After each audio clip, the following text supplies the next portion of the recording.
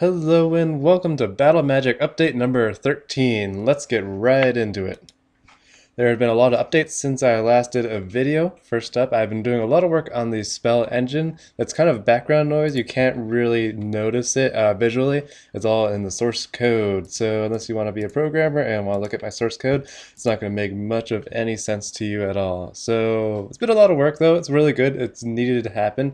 It's going to let me do effects like healing other players or damaging other players and targets much more, not necessarily efficiently, but appropriately, and manage that to make sure that they're all getting damaged or healed appropriately and at regular rates, and that they'll stop getting healed or stop get damaging over time, and so on and so forth. It's kind of hard to sum up real quickly, but it needed to happen, and it's happening, and it's almost done, so all is well.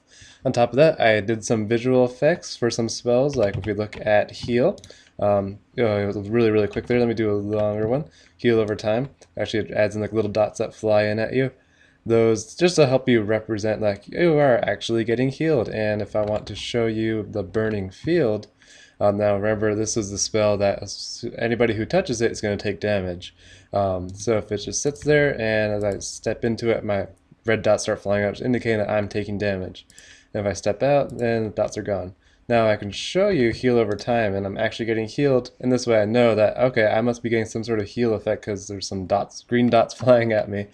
The same is sort of true with like restore mana, blue dots fly at me. Mana burn would be blue dots flying away from me, things of that nature.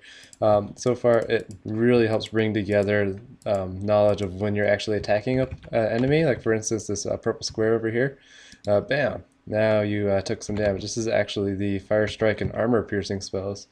These aren't like the Acid Field. These just deal damage once off on any enemy that's inside the target purple range here.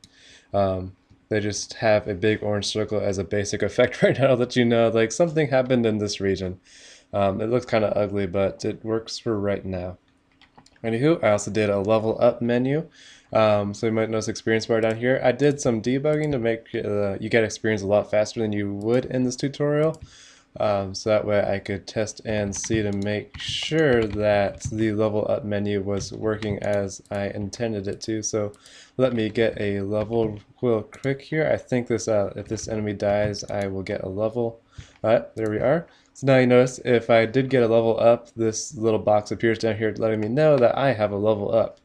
As you later on learn in the tutorial, if you push T, you can now enter the select a school menu. It looks exactly the same, so let's, aside from this text down here, change to select school as opposed to level up. And if you push T, you can toggle back and forth between them. The difference is, when it says level up, you can still cast spells. Oops, I just crashed my game for reasons that I know about, but it has to do with my spell engine overhaul. So I'll just do a debug to instantly level up right now. So anyway, like I was saying, if you see the level up here, that means you can still cast spells and still produce bubbles and things of that nature. But if you see the select a school, as soon as you push Q, W, E, or R, that prospective school is going to level up. So for instance, let's say I want to have stronger attacks, so I'm going to level up my exhort. I push the E button, and my level up little indicator disappeared, and I now have level 2 in exhort. As you might notice, my character is a little bit more red.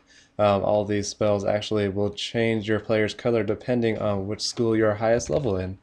So now if you take a look, like Fire Strike does 25 damage in one go. I think this might be enough to actually kill an enemy. Yep, right off the bat. It's pretty neat. It's a really concrete here and now example of like leveling up actually does increment your ability, and I'm really excited about that. It looks really great, and I like what happened with it.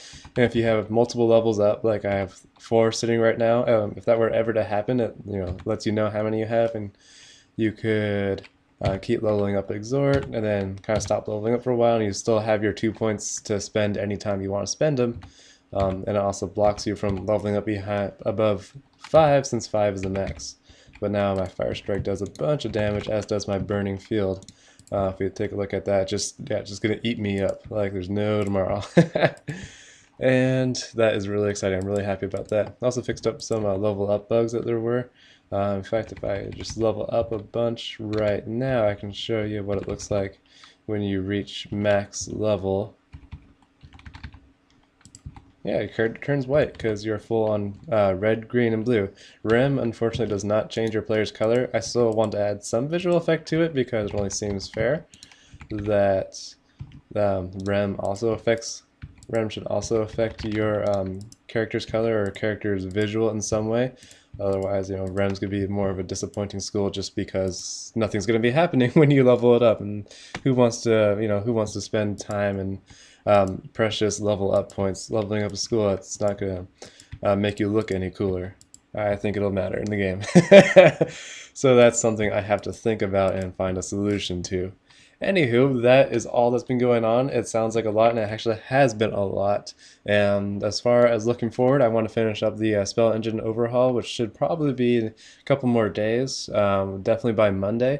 And then from there, I suppose I will start working on the single player adventure, that single player challenge mode, this little one, the button down here that has for a long time been deactivated and doesn't do anything, but soon eventually it will be activated. It'll be a roguelike adventure. You can go on as a single player and cruise around killing monsters, going through dungeons, collecting items, and basically getting points and seeing what your high score is until you eventually die or something of that nature. That's all. Thank you very much for watching. I really appreciate it. You can follow me on my Twitter or my blog, which are going to be posted at the bottom and the description. Thank you very much.